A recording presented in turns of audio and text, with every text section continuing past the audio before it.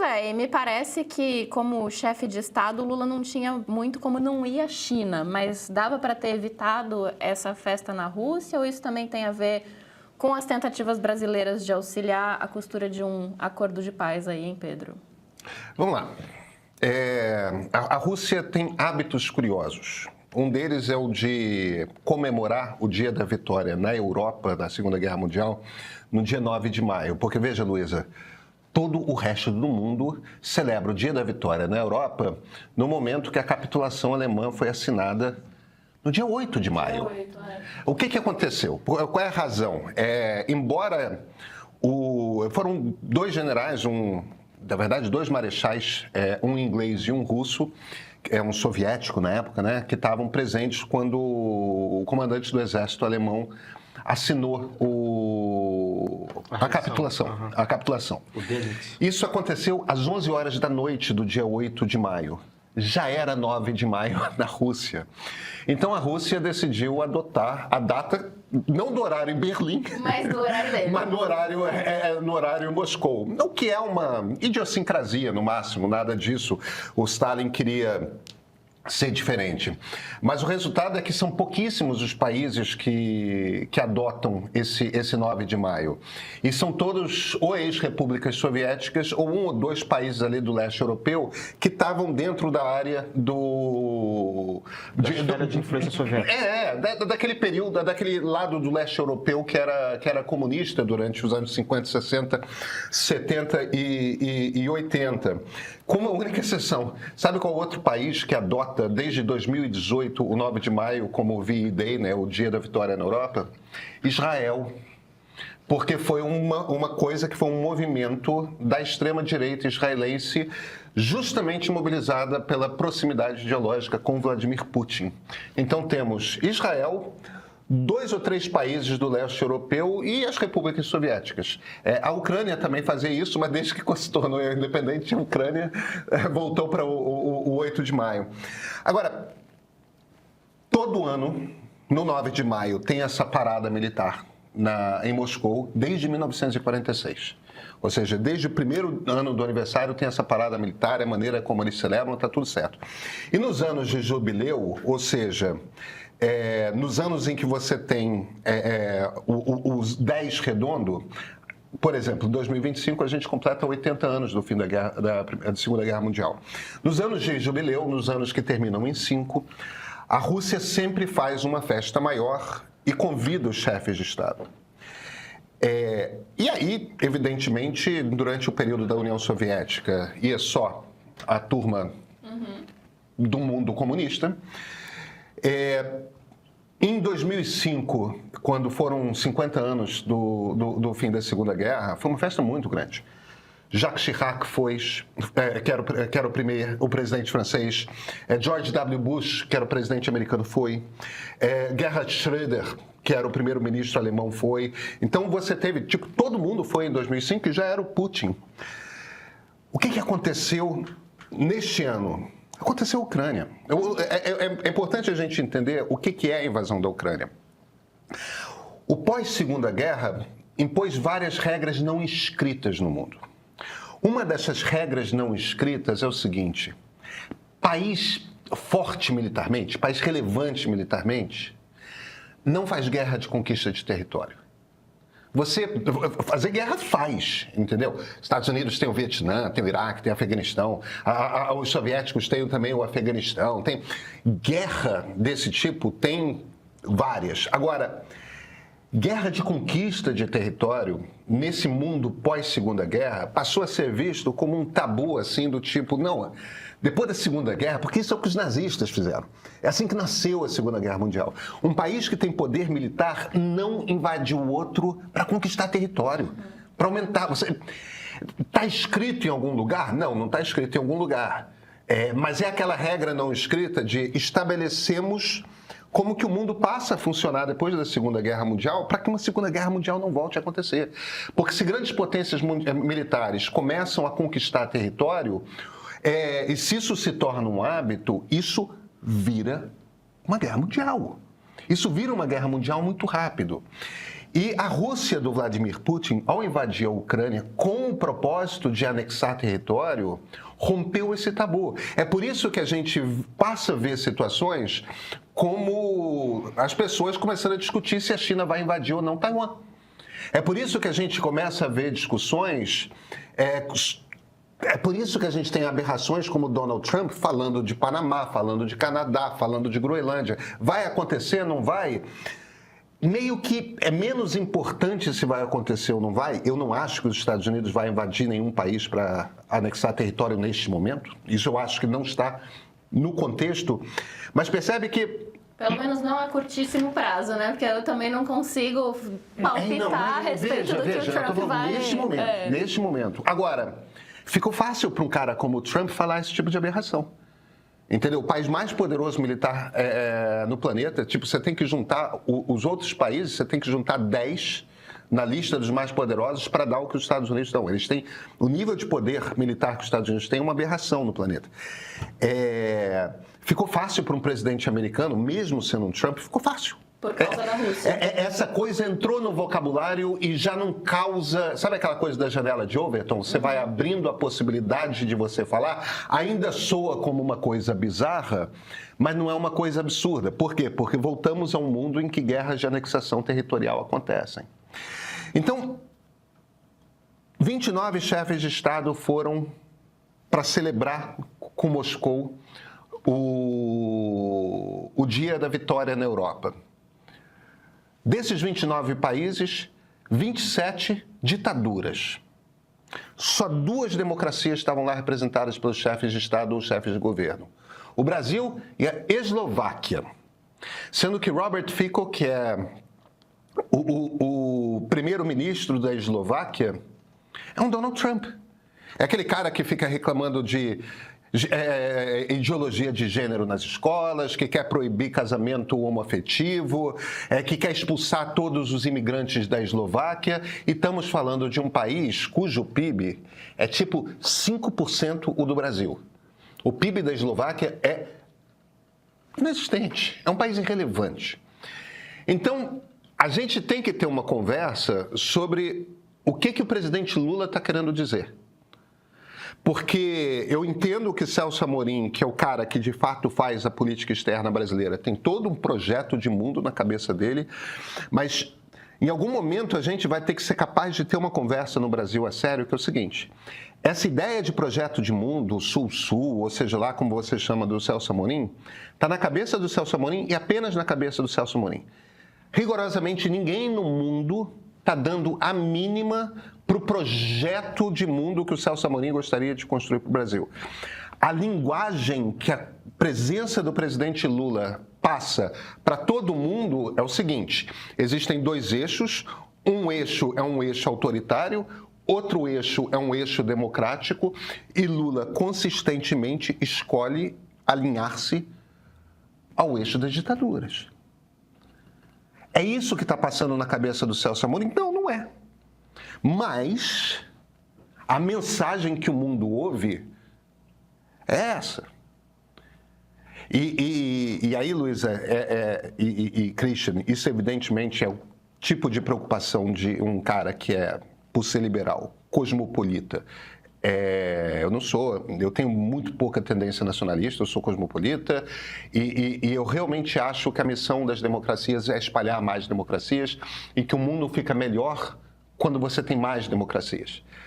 Isso é cabeça de liberal, não adianta, é como se estrutura, é meio que uma das consequências mais básicas da visão liberal de mundo. Lula foi eleito por um país que vive parte da crise da democracia e ele não percebe como reforçar a ideia de democracia internacionalmente está diretamente ligado à ideia de você combater a crise das democracias. Lula não percebe isso, não está na pauta dele e eu realmente acho que isso parte de uma incompreensão fundamental do momento do mundo, do momento do Brasil e da razão pela qual ele foi eleito. Porque ele foi eleito para ser o representante do sistema democrático. E ele não pensa assim. Ele simplesmente não pensa assim. E aí eu acho que tem uma conversa mais longa para a gente ter sobre isso. Cristiano, já monopolizei demais o tempo.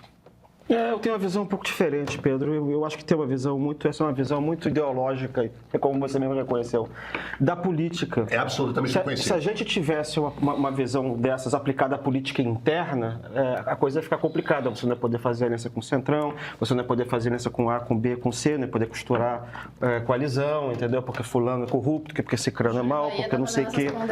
Entendeu? Eu acho que a gente tem uma tendência a fazer uma análise de política externa com uma certa linearidade ou simplicidade de pensamento que nós não fazemos na política interna. Eu acho que a gente tende a ver com muito mais complexidade a política interna do que a política externa. Mas os dois ambientes são ambientes de política. Sendo que no caso da política externa, ela tem acho que talvez, duas características que são diferentes. Você não tem um Estado-nação, você não tem um conjunto de regras impostas coercitivamente por alguém.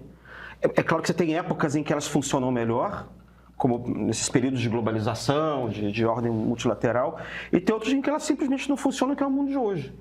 E elas começam a não funcionar, não é por... Pode ser que tenha um diabo por trás, mas elas começam a não funcionar porque a ordem anterior começa a não satisfazer os interesses de determinadas pessoas, você cria um tipo de insatisfação, e elas querem um outro tipo de ordem qualquer na porrada, infelizmente, né? Eu acho que são as características. Então, você não tem como você convalidar determinadas regras que você coercitivamente. Então, é um mundo meio... não é um mundo de estado de natureza, hobbesiano, em que é só a lei do mais forte, né? Mas é meio a lei do mais forte que usa as regras multilaterais nessas épocas históricas para fazer valer a sua vontade. A gente não precisa ir nem muito longe. Nos Estados Unidos, sempre só obedeceram às regras da ONU quando convieram. Já desde muito tempo, entendeu? Desde muito tempo. Então, tem isso. Segundo, você tem um número muito pequeno de atores, né? A gente tem quantos países no mundo? Mais ou menos uns 200. Quantos países são relevantes? Uns 30? 30, 40?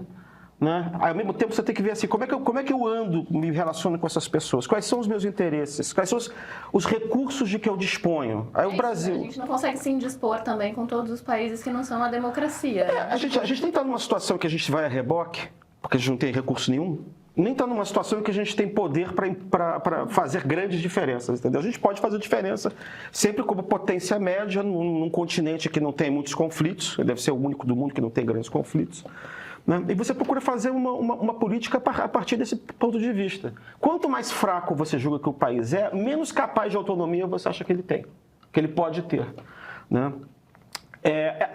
Há uma visão também ideológica que eu acho que procura... separar, eu acho que essa é uma das leituras. A leitura que você faz da separação entre democracias versus autocracias é uma leitura possível, mas eu tenho a impressão de que a política, sobretudo externa, ela tem outras camadas de interesse, problemas, projetos, porque se fosse assim a gente só teria manteria relações internacionais com países que eram democráticos. Então tem vários outros, tem projetos pessoais, tem economia, eu nem sei mensurar isso, eu teria que levantar no Itamaraty a quantidade de produtos que nós vendemos, que nós importamos, enfim, de cada país, para conseguir imaginar isso. Eu acho que isso deve ser uma complexidade enorme no Itamaraty. E o que eu estou falando aqui serve para qualquer governo, tá? Porque deve ter uma sobreposição de camadas de assuntos e você tem que escolher o que vai prevalecer naquele momento, né? Acho que também tem uma outra coisa que a gente herdou, um certo eurocentrismo que a gente herdou da Guerra Fria, que é o fato de que a gente fala, às vezes, em democracia, interesse da democracia, mas o interesse da democracia é sempre o interesse do Atlântico Norte. É sempre Europa Ocidental e Estados Unidos. Tá? E aí, no tempo da Guerra Fria, a gente não tinha opção. Quer dizer, ou você está de um lado, ou você está do outro. Eu estou falando isso porque, enfim, quando você vê a emergência da política externa independente da década de 60, que foi formulada por um liberal, que foi elaborado pelo Afonso Arinos, ele foi taxado de comunista pela UDN. Pela ala direita da UDN. E a ala dura do regime militar o quis caçar quando teve o golpe militar por causa disso. Isso está nos diários dele, é uma coisa que para a gente é inacreditável. Entende? Então, assim, hoje no mundo, quando a gente fala polo democrático, a gente está falando essencialmente a Europa Ocidental. Europa Ocidental e os pedaços do Império Britânico, o antigo Império Britânico, sei lá, Austrália, Nova Zelândia. Porque os Estados Unidos não fazem mais parte desse mundo. E esse é um pessoal que tem um interesse particular sobre a causa da Ucrânia. Porque eles acreditam que a Rússia, depois da Ucrânia, vai invadir a Europa. Né? Eu não sei se é do interesse do Brasil, a gente pode discutir isso, tá? Fazer uma política de isolamento ou desprestígio, sendo o presidente atual do BRICS, a respeito do Putin. O Putin já não pode vir aqui, porque senão ele vai preso, porque a gente é signatário daquele tratado de que ele está no Tribunal Penal. A gente sabe que esses órgãos reguladores e multilaterais estão fazendo água. O que o Brasil pode fazer? O Brasil, sei lá, oferece os bons ofícios, o Brasil tenta respeitar os tratados, porque ainda é do interesse do Brasil respeitar essas coisas, embora quase ninguém importante parece que respeita mais. Entende? Aí eu não sei se era bom negócio, sendo o Brasil presidente do BRICS nesse contexto, e o Lula só podendo ver o Putin lá, se ele poderia faltar, entendeu? Do ponto de vista da Rússia. Não sei qual é a autoimagem do Brasil. Eu acho que o Brasil tem mais peso. Eu não sei se a África do Sul é presidente do BRICS? Não, mas tanto o Modi quanto o presidente sul-africano, desculpa, não lembro o nome, não estavam presentes. Mas o Modi não foi democrata. Não foi um evento... Bem, o Modi é tão democrata quanto o Donald Trump, né? Os países são... democracias mas aí eu não sei qual é o enjeu ali, a configuração, porque a Índia tem problema com a China. Aí eu não sei qual é o jogo da Índia. Só o que eu estou dizendo o BRICS é Brasil, Rússia, Índia, África do Sul, China, e nem África do Sul nem Índia estavam presentes. Quer dizer, não foi uma coisa que foi percebido como os membros do BRICS têm de estar lá. O ponto que eu faria, aliás, muita gente te apoiando, o Fernando Rodrigues, inclusive. Fernando Rodrigues, inclusive, se virou e falou que você é o adulto na sala. Parabéns. Queria encaixar aqui uma participação também do Yuri Rebelo, que diz: nossa, Pedro, acho que você está colocando as coisas de uma forma reducionista. O Lula não tem problemas de estar com o Macron ou qualquer outro líder democrático. Sua proposta é que ele rompa relações com a Rússia? Não, gente, não é isso. Não é nada disso que eu estou falando. Deixa eu entrar aqui vamos entrar um pouco mais fundo. Eu não tenho dúvida de que...